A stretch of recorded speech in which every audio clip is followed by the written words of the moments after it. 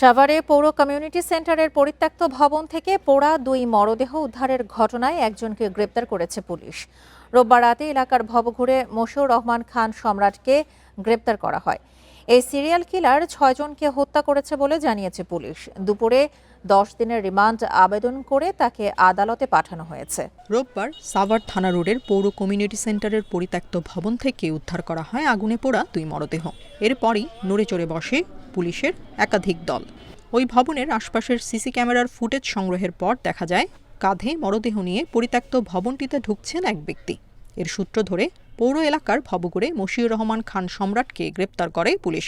প্রাথমিক জিজ্ঞাসাবাদে হত্যায় সম্পৃক্ততার কথা স্বীকার করেন সম্রাট। যে সিসি ক্যামেরা আছে এই সিসি ক্যামেরার ফুটেজগুলো কালেক্ট করে একজনকে আমাদের সন্দেহ হয় এবং যাকে সন্দেহ হয় তাকে আমরা ধরার জন্য আমরা বিভিন্ন টিমে ভাগ হয়ে অভিযান পরিচালনা করে তাকে আমাদের আওতায় নিয়ে আমাদের হেফাজতে নিয়ে আসি।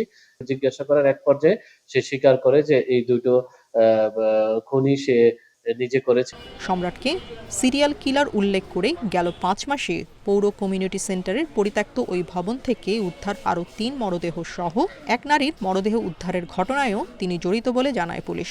এখানে কমিউনিটি সেন্টারেই রাত্রি যাপন করতো, কিন্তু একটু পূর্বে সে মডেল মসজিদের সামনে রাত্রি যাপন করতো বলে সে আমাদের কাছে জানায় এবং এই 6টি খুনের ঘটনার সাথেই সে নিজেকে জড়িয়ে আমাদের কাছে স্বীকার করেছে যে না সকল খুনই সে করেছে।